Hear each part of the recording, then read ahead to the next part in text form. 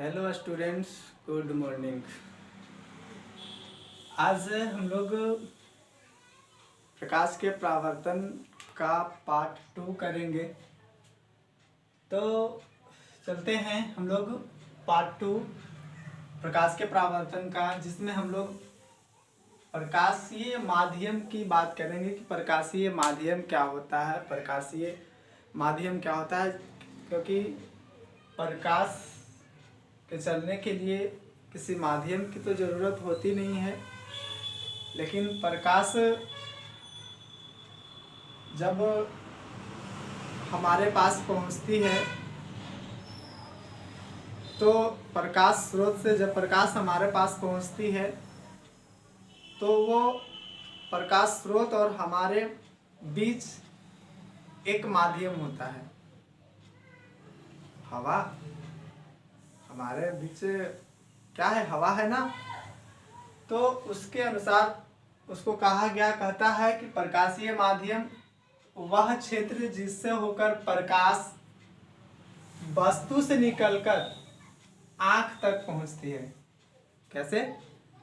वह क्षेत्र जिसे होकर प्रकाश वस्तु से निकलकर आंख तक पहुंचती है प्रकाशीय माध्यम कहलाती है। जैसे हवा, जल, कांच, ताप आदि। बातें समझ में आई? वह क्षेत्र जिससे होकर प्रकाश वस्तु से निकलकर आंख तक पहुंचती है प्रकाशीय माध्यम कहलाता है ना। जैसे बल्ब से प्रकाश निकला, ठीक है। प्रकाश निकलने के बाद हम किसी वस्तु को देख रहे हैं तो वस्तु पर पड़ा प्रकाश और उस पर पड़कर हमारी आंख पर पहुंची, तो प्रकाश स्रोत से निकला, वस्तु पर पड़ा, तो प्रकाश स्रोत से जो वस्तु पर पड़ा तो एक माध्यम था हवा, के बीच एक माध्यम था हवा। तो वही माध्यम को क्या कहा? प्रकाशीय माध्यम कहा। एग्जाम्पल दिया है हमने, हवा, जल, कांच, ताप आदि। प्रकृति के अनुसार माध्यम दो तरह के होते हैं। प्रकृति के अनुसार माध्यम कितने तरह के होते हैं? दो तरह के होते हैं। पहला आपको बताया हमने, समांगी माध्यम, जिसको होमोजीनियस कहते हैं। क्या कहते हैं? अंग्रेजी में होमोजीनियस कहा जाता है, हिंदी में समांगी माध्यम होता है। और दूसरा होता है विसमांगी माध्यम। क्या होता है? दूसरा विसमांगी माध्यम होता है, जिसको हेट्रोजीनियस कहते हैं। समांगी माध्यम और विसमांगी माध्यम। तो समांगी माध्यम की बात करते हैं तो समांगी माध्यम कहता है कि प्रकाशीय वैसा माध्यम है ना, वैसा प्रकाशीय माध्यम जिसके प्रत्येक भाग के गुण और बनावट क्या होते हैं? समान होते हैं। जैसे हवा को देख लीजिए, ठंडी हवा हो या गर्म हवा हो, तो ठंडी हवा का जो गुण होगा एक समान होगा, गर्म हवा का जो गुण होगा एक समान होगा। जल का जो गुण होगा और बनावट होगी वो एक समान होगी, और कांच का जो गुण होगा और बनावट होगी वो क्या होगा? एक समान होगा। तो वैसा प्रकाशीय माध्यम जिसके प्रत्येक भाग के गुण क्या हो? बनावट क्या हो? समान हो। जैसे जल हो गया, कांच हो गया। तो ये है आपका समांगी माध्यम। समांगी माध्यम में जब प्रकाश जाती है तो न्यूटन के अनुसार कहा गया है कि प्रकाश एक कण है और सीधी रेखा में गमन करती है। कण है जिसके कारण वो क्या करता है? सीधे रेखा में गमन करता है। कब सीधी रेखा में गमन करेगी? जब माध्यम क्या होगा? समांगी होगा। जब माध्यम क्या होगा? समांगी होगा। और जब माध्यम समांगी नहीं होगा तो वह प्रकाश सीधी रेखा में गमन नहीं करेगा। जो क्या करेगा? फिर विसमांगी माध्यम जब होगा, समांगी माध्यम नहीं होगा तो विसमांगी माध्यम होगा। जब विसमांगी माध्यम होगा तो विसमांगी माध्यम का गुण और बनावट क्या होता है? समान नहीं होता है। तो विसमांगी माध्यम में प्रकाश सीधी रेखा में गमन नहीं करेगा। कैसे करेगा? तो मुड़ के करेगा। क्या करेगा? मुड़ के करेगा। तो जब मुड़ के करेगा तो क्या होगा? तो हाइगेंस ने बताया था कि तरंग है। क्या है? तरंग है ना। तो वही विसमांगी माध्यम में प्रकाश जो बतला चलता है वह तरंग के अनुसार चलता है। ठीक है, तो ये विसमांगी माध्यम हुआ। आगे बढ़ते हैं। कुछ पिछला वीडियो का बात छूट गया था, कुछ पॉइंट बताया गया था और कुछ छूट गया था, लाइन कट जाने के कारण कुछ डिस्टर्ब हो गई थी तो छूट गया था। तो बात कर लेते हैं पारदर्शी माध्यम, अपारदर्शी माध्यम, सॉरी, पारदर्शी पदार्थ और अपारदर्शी पदार्थ और पारभासी पदार्थ का। वस्तु को, पदार्थ को बांटा गया है कब? जब प्रकाश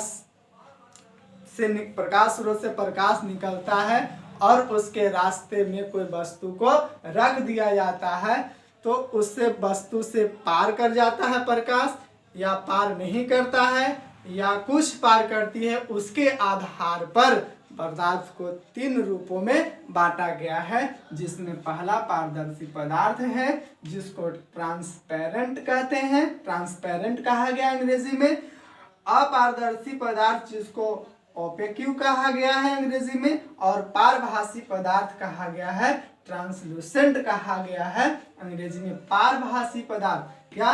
पारभासी पदार्थ यानी पदार्थ से प्रकाश पार करेगा। तो जिन पदार्थ, सुन लीजिए, लिख लीजिएगा आप लोग, हम बोल रहे हैं जिन पदार्थों से प्रकाश पूर्ण रूपेण आर पार हो जाए, क्या हो जाए? आर पार हो जाए, उसको क्या कहेंगे? पारदर्शी पदार्थ कहेंगे। जैसे हवा, कांच, और क्या लिख लीजिएगा? जल। हवा, कांच, जल आपका क्या है? पारदर्शी पदार्थ है। जिन पदार्थों से क्या करेगा? प्रकाश पूर्णतः रूप से क्या कर जाए? पार कर जाए, तो उसको क्या कहेंगे? पारदर्शी पदार्थ कहेंगे। हवा, कांच और जल हो गया। अपारदर्शी पदार्थ क्या होता है? तो अपारदर्शी पदार्थ जब पदार्थ को प्रकाश के रास्ते में रखा जाएगा और उससे प्रकाश पार ना होकर के मुड़ करके चला जाए, तो जब उससे पार नहीं होगा तो उस पदार्थ को क्या कहेंगे? अपारदर्शी पदार्थ कहेंगे। क्या कहेंगे? यानी प्रकाश को पार नहीं होने देगा, वैसे पदार्थ क्या कहलाएंगे? अपारदर्शी पदार्थ कहलाएंगे। यानी जिन पदार्थों से प्रकाश आर पार नहीं होती है वैसी पदार्थ क्या कहलाती है? अपारदर्शी पदार्थ कहलाती है। अगला पॉइंट, पारभासी पदार्थ, बहुत ही इंपॉर्टेंट पॉइंट है। पारभासी पदार्थ को हम लोग ट्रांसलूसेंट कहते हैं। क्या कहते हैं? ट्रांसलूसेंट कहते हैं पारभासी पदार्थ को। तो पारभासी पदार्थ कहने का मतलब है कि जिन पदार्थों से कुछ थोड़ा प्रकाश क्या करेगा? पार करेगा। थोड़ा प्रकाश क्या करेगा? पार करेगा। तो वैसी पदार्थ को हम क्या कहेंगे? पारभासी पदार्थ कहेंगे। पारभासी पदार्थ में एग्जाम्पल, तेल लगा कागज लिख लीजिएगा, तेल लगा कागज लिख लीजिएगा, भींगा हुआ कागज लिख लीजिएगा, भींगा हुआ कागज लिख लीजिएगा, घिसा हुआ कांच लिखिएगा, घिसा हुआ कांच लिखिएगा, रक्त लिखिएगा, और फिर गंदा जल लिखिएगा, कुहासा लिखिएगा। ये सब क्या है? पारभासी पदार्थ है। इसको नोट कर लीजिए। इसके बाद आगे पढ़ाते हैं।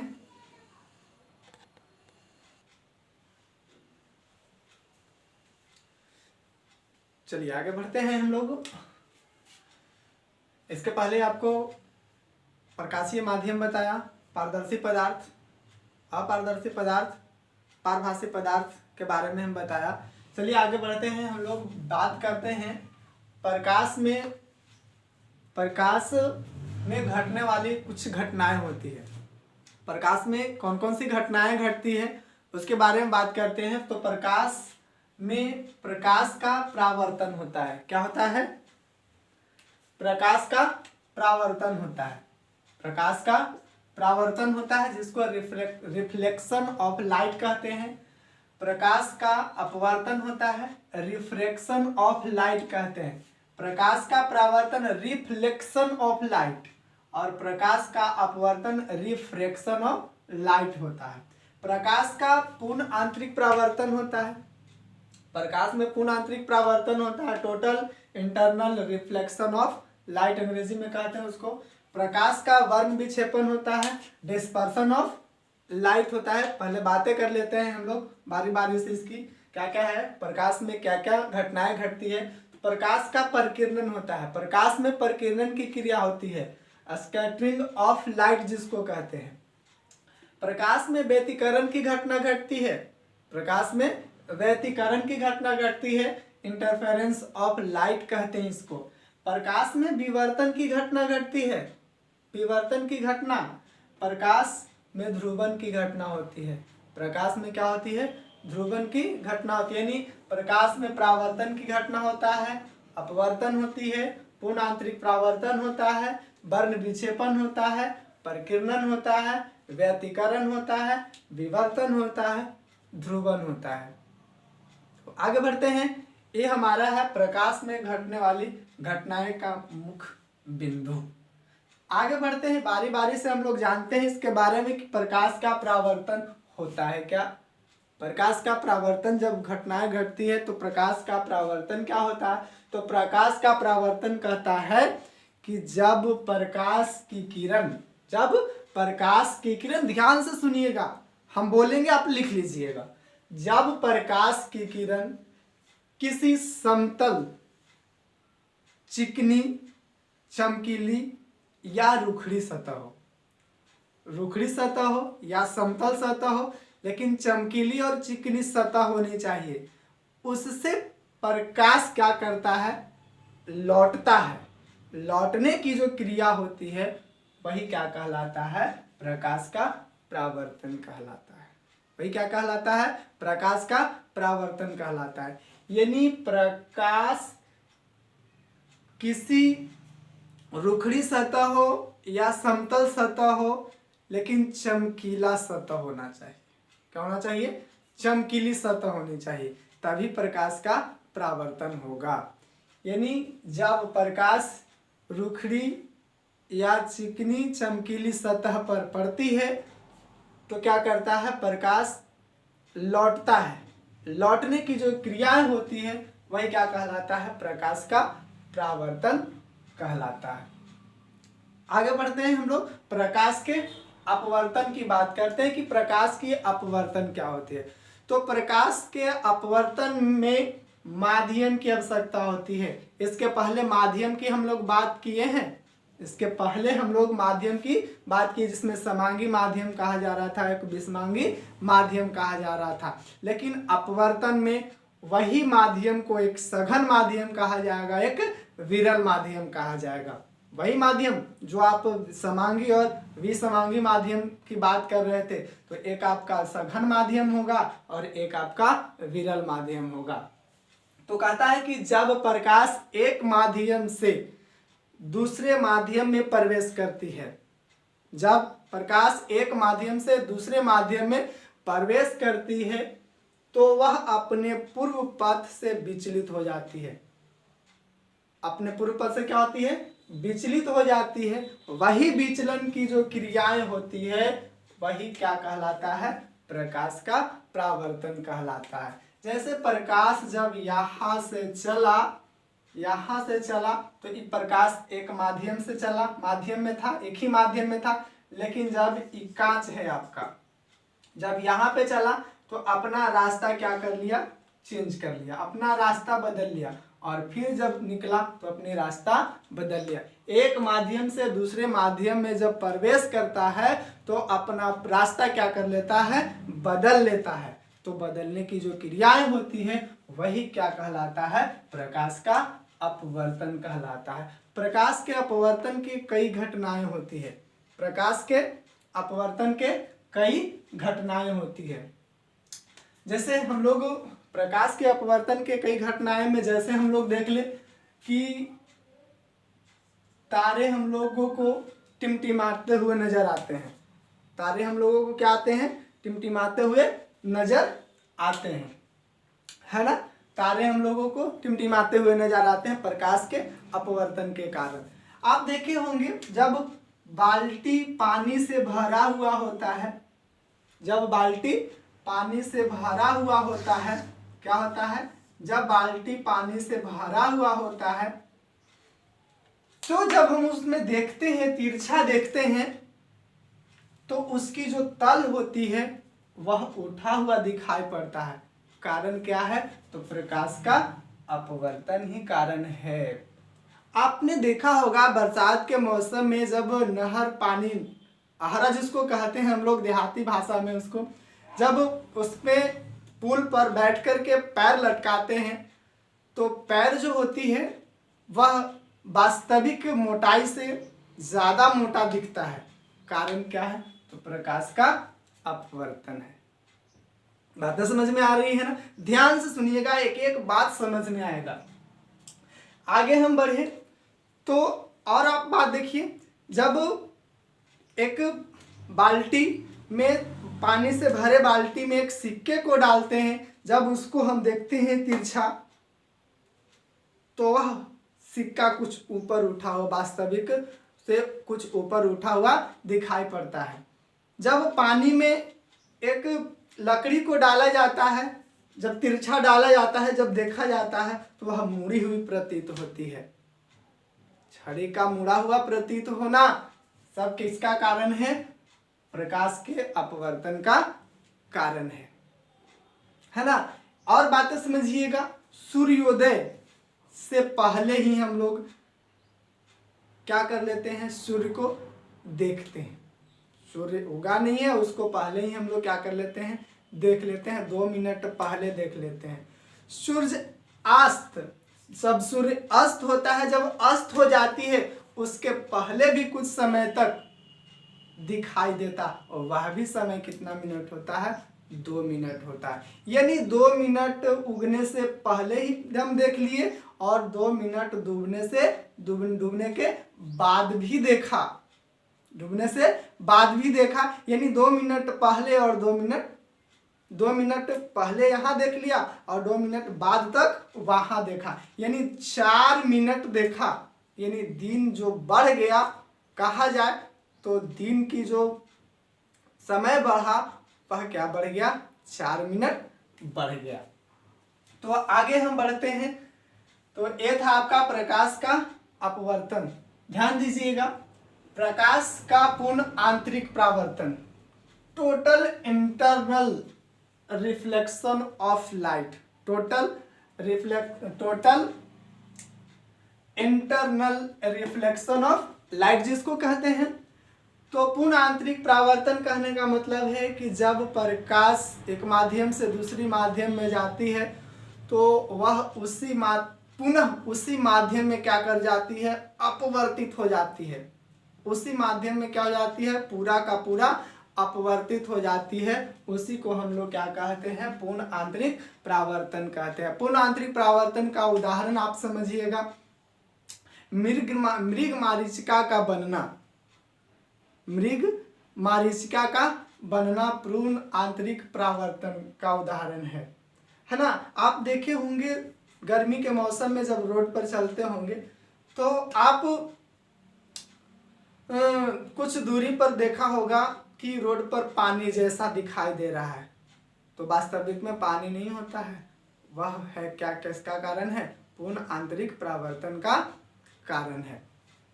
तो आज हम इतना ही तक करते हैं। अगला वीडियो में आपको प्रकाश का वर्ण विक्षेपण, प्रकाश का प्रकीर्णन, प्रकाश का व्यतिकरण, प्रकाश का विवर्तन, प्रकाश का ध्रुवन करेंगे।